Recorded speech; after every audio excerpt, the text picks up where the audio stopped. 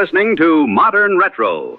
Tonight's minisode brings us back behind the scenes of the microphone with an interview with Modern Retro's producer. Welcome to Studio Conversations. Good evening, ladies and gentlemen, and welcome back to Studio B. I'm your host, Bill Bennett. And with me tonight, we welcome back Sean Fergusson, the writer and producer of the newly established radio drama platform, Modern Retro. Welcome back, Sean. Always nice to have you here in Studio B. Hey, thanks, Bill. It's always a pleasure to be back here in the studio with you and our radio audience. Sean, last time you were here, we had you tell our radio audience about the inception of Modern Retro. And since then, you've dropped some new radio dramas along the way. Can you tell us a little bit about those? Sure thing, Bill. We had the Joker Hour, Man-Eaters, and we just wrapped up production on the eerie story of the incident at Haven's Crest. The Joker Hour was inspired by listening to other stories that have fan-based hotline call-ins, so I thought it would be fun to play around and do a version of my own.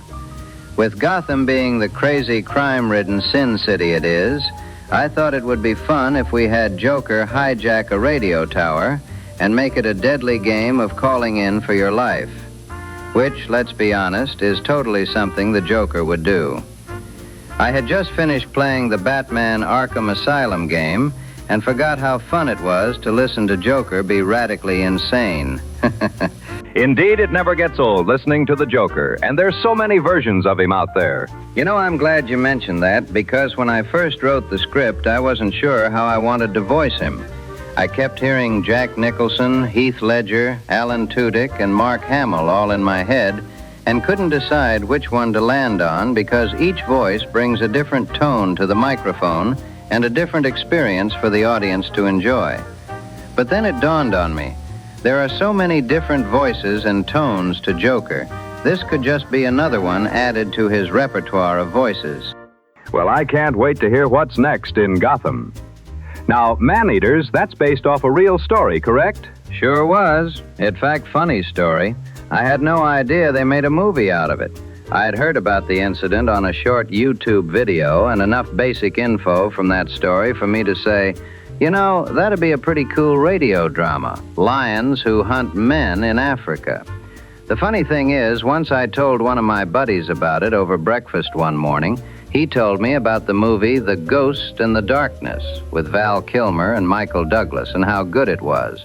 So we ended up watching it, and I was surprised how much of what I had put together for the radio adaptation was pretty spot on, and without having seen the movie. You know, speaking of which, Man-Eaters and the Joker Hour had some pretty interesting commercials in there. In fact, most of Modern Retro's radio dramas do. Do you do all of those, too? Absolutely. Tell us a bit about the radio commercial process. Bill, if I'm honest, the commercials are probably my favorite part of all this. I mean, think of the most absurd things you can on the subject you're making a radio show for, and turn it into a commercial. Some can be funny, like Joker Hour's Arkham Asylum, Serenity Tone and Clownaway commercials, Fallout's Vault Tech commercials, or I'll do one that's more authentic to the 1940s era, like California Red cigarette commercial.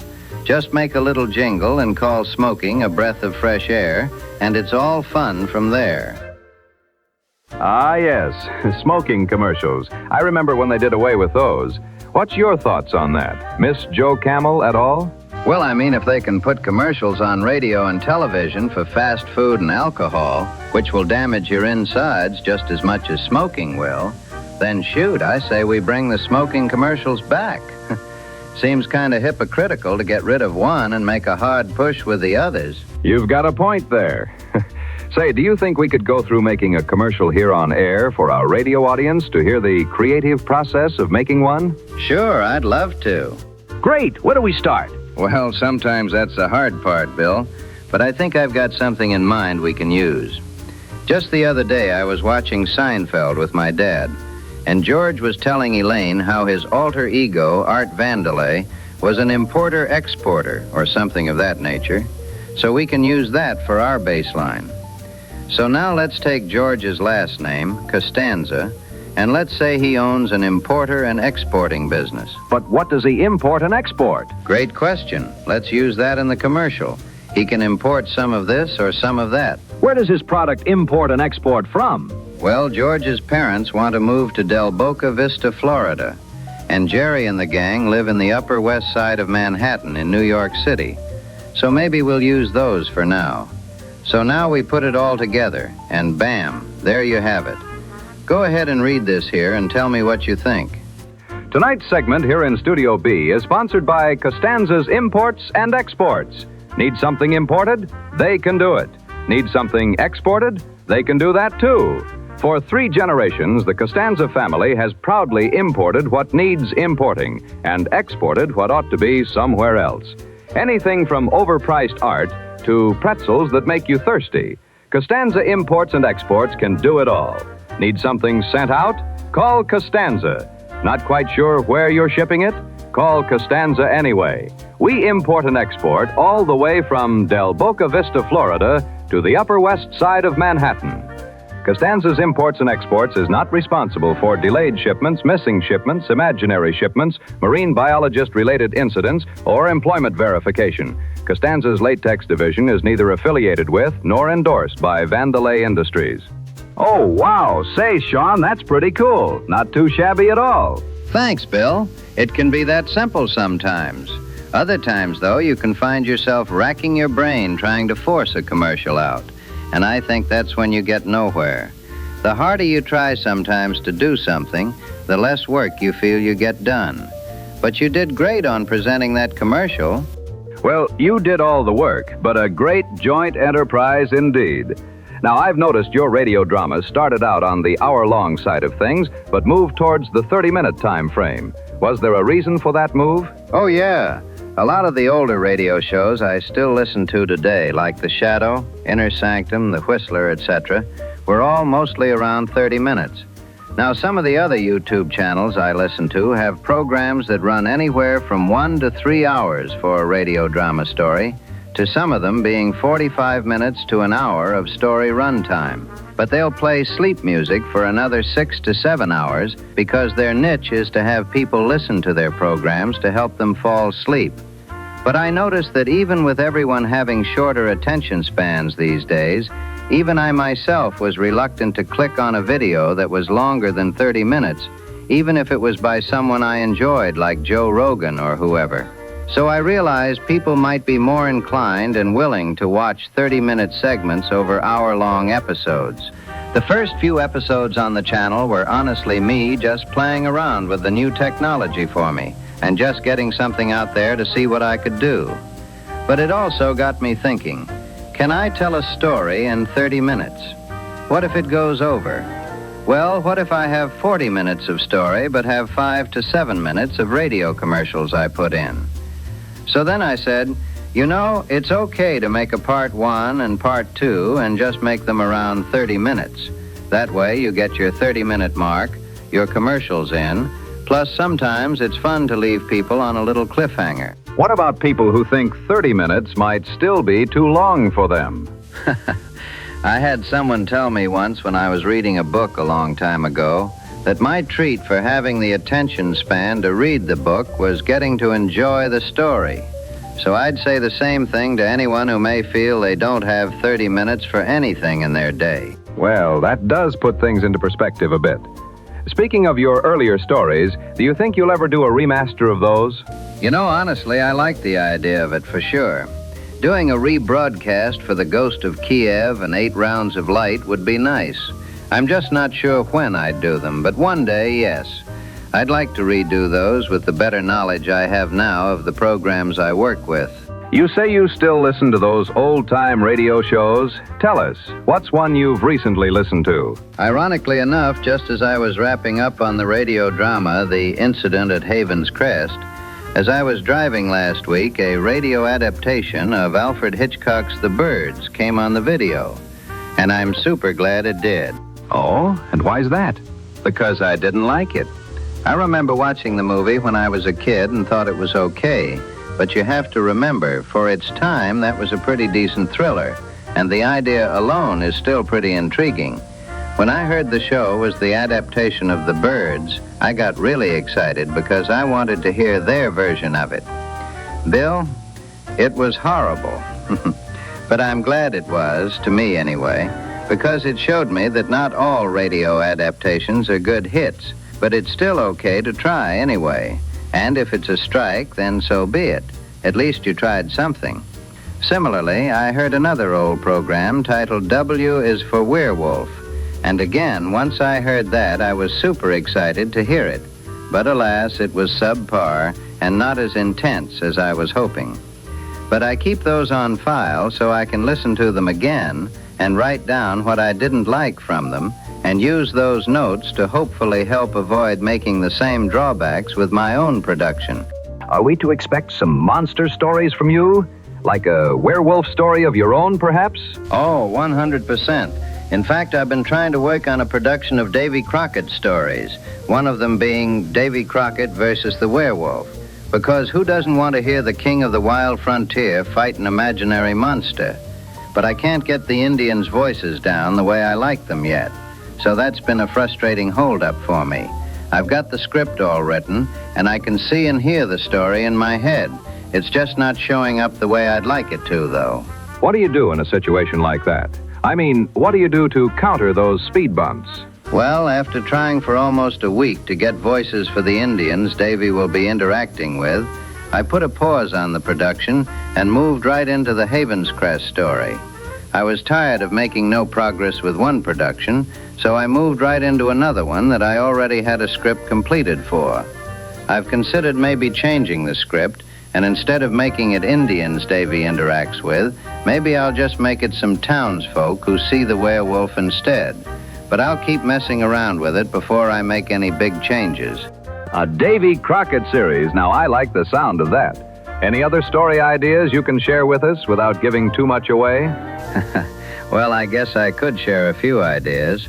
I've been on a small Spider-Man kick lately, and last week I thought it might be kind of cool to make a fan fiction 1940s-style Spider-Man story, like the one Nicolas Cage is portraying from the noir Spider-Man we got in the Spider-Verse. But I think it'd be funny to have a Spider-Man who does his crime fighting and all, but he's afraid of heights, so he takes the cab everywhere and tries to keep his fights at ground level. I might have him break the fourth wall a little bit with a sidekick or sorts, and maybe give it some music and sound effects in the style of the 1960s Batman TV show. Perhaps I'll make it more of a comedy noir story. Maybe it'll kick something off. Who knows? I've also got some ideas for some mummy stories, detective stories, and maybe even some vampire stories. With some of your radio dramas, I've noticed your backgrounds have some slight moving parts to them, or lights flickering. Is that intentional? Oh, yeah, for sure. Just me playing around with more tools to see if I can give Modern Retro something unique in a way of sorts. So you think you'll continue to have moving backgrounds and photos moving forward? I think I'd like to.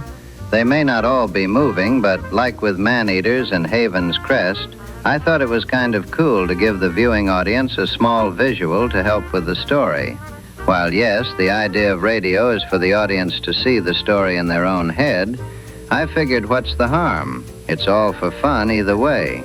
Do you think you'll have a regularly scheduled weekly release of videos? Like, say, every Friday we can expect a new video or some sort of content from Modern Retro? You know, I've thought a lot about that, and right now I'm going to say no. Not because I don't want to, but because I'm not ready to make that commitment just yet.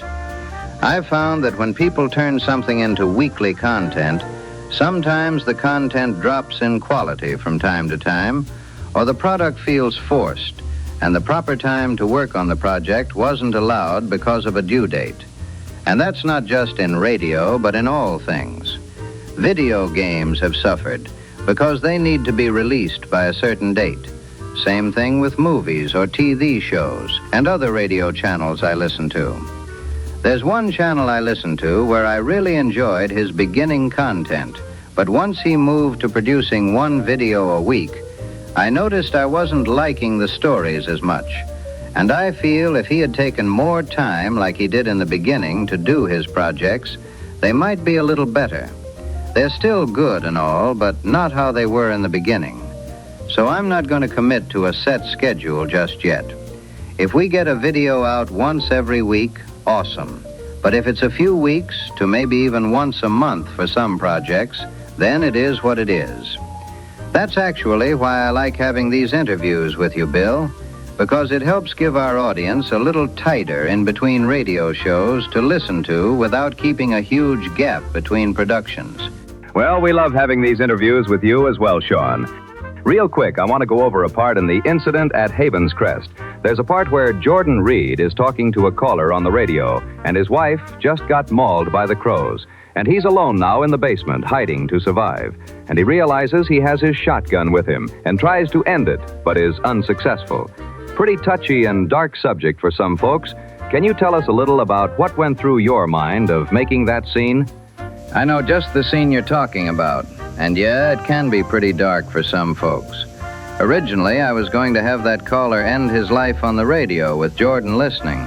But then I gave it some thought and asked myself, what would be worse than being able to possibly end it all and rid yourself of a nightmare of crows carrying diseases and attacking you and your family, and you have a possible way of being reunited with your loved ones in the next world, not being able to do it at all, and having to live in the nightmare even longer. I thought perhaps that might be the worst fate, and while maybe not as scary as hearing a shotgun go off on the other side of the radio as Jordan Reed would have heard it, but knowing that instead someone was denied that option, and the horrors of reality seem like a more gruesome fate than the alternative. That could be the worst of two possibilities indeed. Now, some of us here at Studio B have been asking and want to know, do you think Modern Retro will ever offer segments of outtakes, bloopers, or mess-ups that we can hear audio-wise? Maybe as a bonus release, say 5 minutes of production retakes or something of that nature. A bloopers or retake segment? Well, now that's an interesting idea. To be honest, I've never thought about that, but that may not be a bad idea. Guess we won't know until we try, right? So I guess I'll take that idea back to the studio and see what we can come up with. Well, we'll keep an ear out for them in the near future. Okay, we've got a few minutes left, so I'm going to ask you some questions that have been mailed in from our Studio B listeners and do a rapid-fire Q&A with you. Sound good? Shoot 'em my way, Bill. Robin J. from North Dakota wants to know, have you ever worried someone might mistake one of these advertisements for a real company?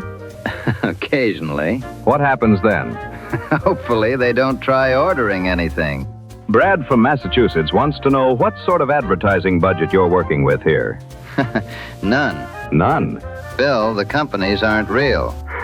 That would explain why accounting hasn't returned my calls. Okay, moving right along here. Sherry from Northern California wants to know, have any real companies approached Modern Retro about advertising? Not yet, but we're always willing to hear any offers. You hear that, folks? The window is still open to become a sponsor for Modern Retro Productions. Okay, next question. Kelly from Little Rock, Arkansas is asking, does Modern Retro have a legal department? Yes, we do. Really? It's me asking things nervously into ChatGPT. Well, that's comforting. Sam from New Haven, Connecticut wants to know if your staff production gets benefits packages. Well, since most of them are computers, I'm going to give that one a no. Do the computers belong to a union? No, but let's try not to give them any ideas. Here's an interesting one from Frank in Chicago. How many stories have you started but never finished? More than I'd care to think about. Margaret from Kansas City asks, Dear Sean, if you're the writer, producer, editor, and sound man, what exactly does Bill do? Well, Margaret, that's a very good question. Bill? Next letter. Gerald in Chicago asks, have you ever killed off a character because the voice generator annoyed you? For legal reasons, I'm going to say no comment. Leonard from Baltimore writes, Mr. Fergusson, my dog appears to enjoy Modern Retro more than I do. Does he count as a subscriber? Only if he can reach the button. But we'd be glad to have him as part of our audience all the same. Almost done here. Edna from Wisconsin asks, why is it called Midnight 30? Wouldn't that technically be 12:30? So why not just call it 12:30? Because 12:30 sounds like a lunch appointment. Can't argue with that one, Sean. Charles from Detroit asks, if Modern Retro is supposed to sound like the 1940s, why can I watch it on YouTube? Well, because transmitting it through 1940s radio equipment proved to be rather difficult. Did you guys try? Yep. We lost 3 interns. Wait, Sean, we have interns? Well, not anymore, Bill. Agnes from Minneapolis asks, do you ever argue with the artificial intelligence while producing a show? Oh, constantly. Does it argue back with you? Worse, it apologizes and does the exact same thing again. Milton from Cleveland would like to know, what's the technical term for spending 4 hours fixing 3 seconds of audio? Tuesday. Florence from Tulsa writes, Mr. Fergusson, if one of your fictional sponsors actually offered you money, would you accept it? Possibly. Even Costanza's imports and exports? Well, especially Costanza's. But Sean, you don't even know what they sell. Neither do they. And finally, Jimmy, age 9, from Ohio, writes, Dear Mr. Fergusson, my dad says monsters aren't real. Please tell him he's wrong. Your father's right, Jimmy. Monsters aren't real. Ah, a responsible answer. Except for the one under your bed. Well, that'll do it this evening here behind the microphone in Studio B. Sean, we always enjoy you being able to take time out of your day to talk with us and our radio audience. Any words for our viewers before we wrap up for the evening? Bill, it's a pleasure. And to our listening viewers, from all of us here at Modern Retro Studios, we thank you for taking time out of your day to spend here with us. If you've enjoyed the content, and you have friends who you think will enjoy these stories and segments, please share with them so they can enjoy as well. And if you feel we've earned it, we always appreciate anyone who hits that like and subscribe button. And we hope to see you tuned in again real soon. I couldn't have said it better myself. Our thanks to Sean Fergusson, and we'll have him back again soon in Studio B with Studio Conversations. Wherever you may be, thank you for making Modern Retro a part of your evening. And until next time, I'm Bill Bennett, wishing you good night and happy listening.